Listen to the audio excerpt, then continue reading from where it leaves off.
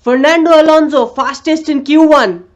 Ferrari faced tire troubles with both their cars. And Lewis Hamilton dominates the British Grand Prix. This is the British Grand Prix of 2017.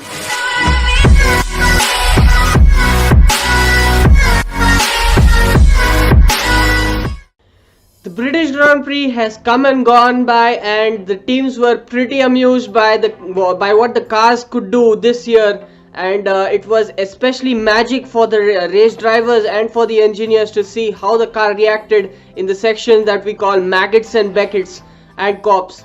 So for the first time in the history of F1, we could see the cars going flat out through maggots and Beckett's, and that was an incredible feeling for all the viewers as well. Let us take a quick look at what happened in qualifying.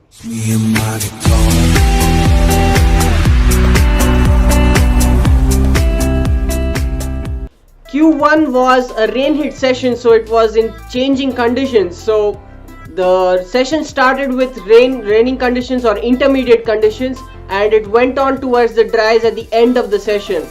Luckily for Fernando Alonso, he just made the right call and he came into the pits with 2 minutes and 11 seconds remaining on the clock, and he just made it out onto the track and beat the clock to get a lap on the slicks. And to no one's surprise, he was fastest in Q1, and it was a good feeling to see him on the top with a McLaren Honda. And it was a very pleasant feeling, and you could hear the roar of the crowd. It was so clear even on TV, so that was a pretty good feeling, and even McLaren enjoyed it, so a very good feeling for them. Another incident that happened in Q1 was Daniel Ricciardo. He missed out on a big position. I think he could have gone into Q3 easily, and a failure in the turbocharger caused him to stop the car around Copse, I think, and it was qualifying done for him. He finished in P20. It was a disaster for him. What a disaster in qualifying. The cars that were eliminated in Q1 were Lance Stroll finished in P16, P17 was Kevin Magnussen, P18 was Pascal Wehrlein, who out-qualified his teammate Marcus Ericsson in P19, and P20, as I told you, was Daniel Ricciardo. So let us look into Q2 now. Q2 was a fairly standard session in the dries, and we could see the cars that we expect to be on top, the Mercedes and the Ferraris, to go pretty fast. In fact, the Mercedes was 1 second clear of this first of the Ferraris, that was Sebastian Vettel. So Mercedes were were really on top of their game right now, and Ferrari were really awestruck with their pace. It was a pretty good session for Stoffel Vandoorne, because he made it into Q3, unlike his teammate Fernando Alonso, who had a stonking lap in Q1, finishing on top of the timing sheets, but he got eliminated in Q2. So the cars that were eliminated in Q2 were P11 for Jolyon Palmer, so he misses out on another crucial one place that he could have made it into Q3. And P12 was Daniel Kvyat, P13 was Fernando Alonso in his McLaren Honda, P14 was Carlos Sainz, and P15 was Felipe Massa. So Williams also not doing well in the qualifying. Let us take a quick look at what happened in Q3 now. Q3 was very good for one person in particular. It was the homeboy, the British racer Lewis Hamilton, and he got the pole, and he now has 68 career poles, just one behind 67 career poles, I think. I'm not sure, but he's just one behind the tally of Michael Schumacher, who is the highest in pole sitters. So that was a pretty good achievement for him, and also he matches Jim Clark with 5 pole positions in the British Grand Prix. So pretty good stuff from Lewis Hamilton now. And unfortunately for Mercedes, it was not Valtteri Bottas who could accompany him on the front row. It was Kimi Raikkonen, who pulled out a pretty good lap, and he out-qualified his teammate who finished in P3. So Sebastian Vettel was in P3. P4 was Valtteri Bottas. So these were the top 4. P5 was, as you could expect, the remaining the last remaining car of Red Bull. So P5 was Max Verstappen. P6 was Nico Hülkenberg. So pretty good stuff, and best of the rest after the top 3 teams. P7 was Sergio Perez ahead of his teammate Esteban Ocon. So he finally out-qualifies his teammate at the British Grand Prix, which he could not do it in the previous years. And P9 was Stoffel Van Dorn. So he didn't finish in P10. It was Romain Grosjean who had a scrappy Q3. He finished in P10. And he had a bit of a problem with Lewis Hamilton possibly holding him back, and that ruined his lap according to him. But there was no penalty given to Lewis Hamilton for this. It was investigated, but no penalty given. So this was the qualifying, and now let us take a quick look at the race. Just me and my guitar.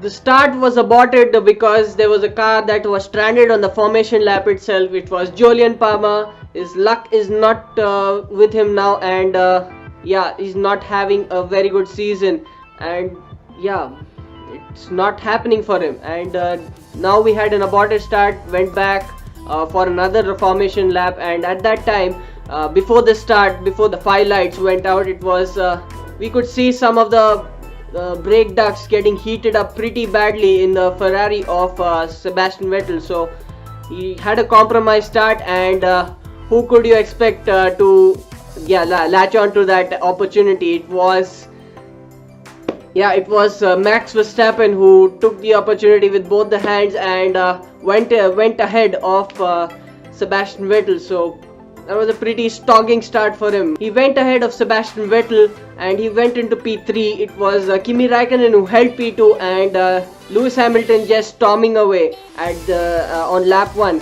And there was an incident also on lap 1 during the Maggots and Beckett's section, and it was both the Toro Rossos, and again that was not a good feeling again to see the torpedo, as they call Daniel Kvyat nowadays, launching into his teammate Daniel Kvyat in the Maggots and Beckett's section. And on his way through to the runoff area, Sainz actually collected one more car. It was Kevin Magnussen. There was no substantial damage, so Kevin Magnussen went on with his business of the race, but both the Toro Rossos had substantial damage, and especially Carlos Sainz, who could not continue in the race at all. And a safety car being deployed after that. One more car had a pretty good start. It was Valtteri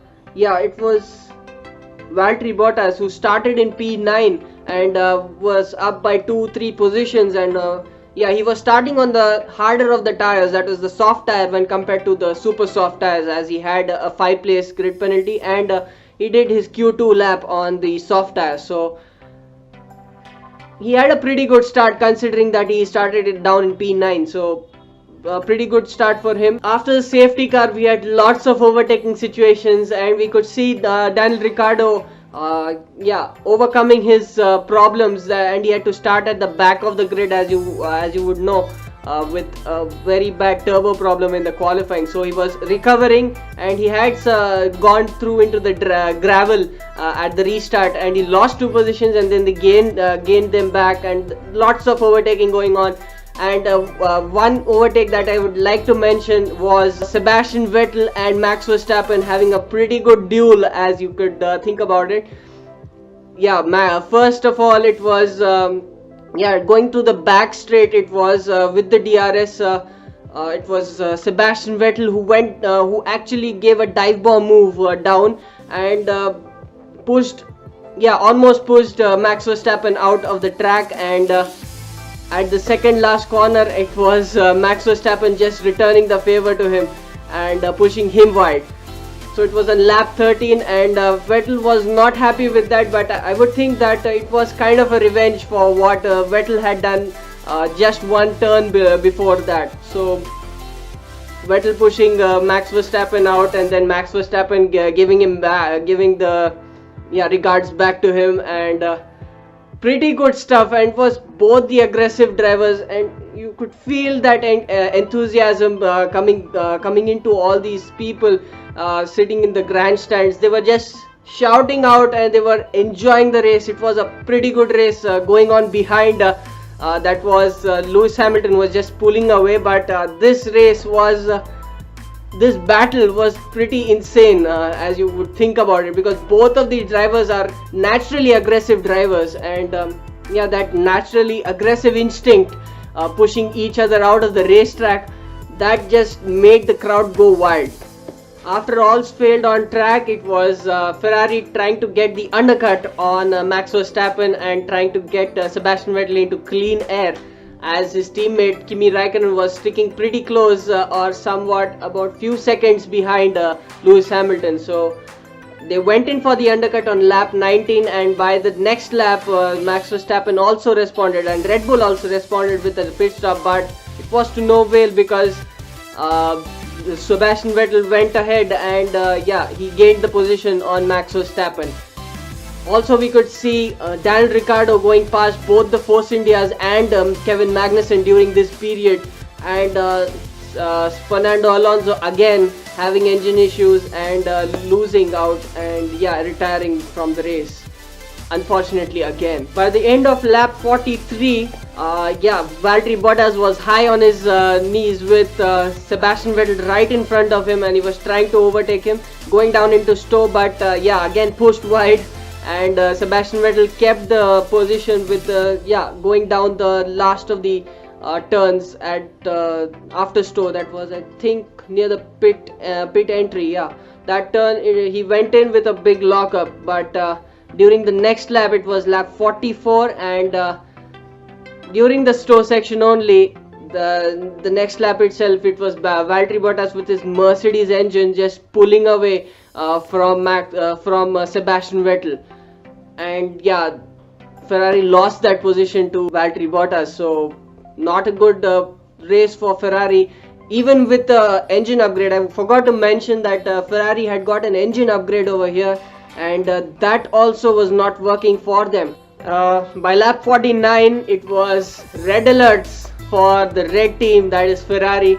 Front left tire really going off for Kimi Raikkonen, and easy maneuver for Valtteri Bottas going into P2. Bad weekend gone worse for them with this, and the worst was yet to come, because the following lap it was Sebastian Vettel who had a puncture in his front left tire as well. So both the Ferrari cars having front left punctures, and he lost lots of time, lost so many positions. He was back down into P6 or 7. By the time he got out, it was no yeah, he couldn't do anything.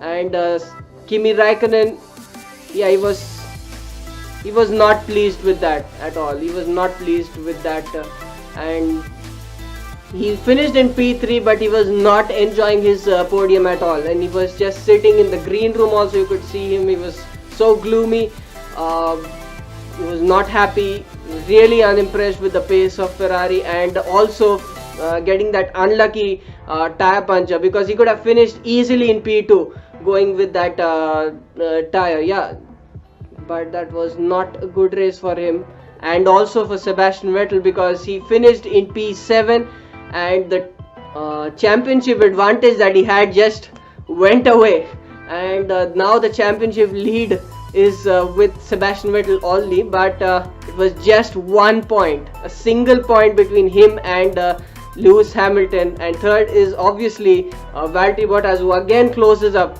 to Sebastian Vettel. So both the Mercedes getting loads of points today with their 1-2.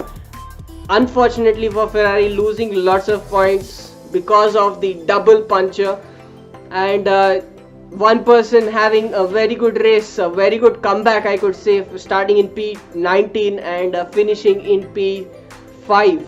It was Daniel Ricciardo. So pretty good stuff from Daniel Ricciardo, and what a recovery that was. So the final classification, Lewis Hamilton finishing on the top step of the podium, and 1-2 completed for Mercedes, and it was Valtteri Bottas in P2.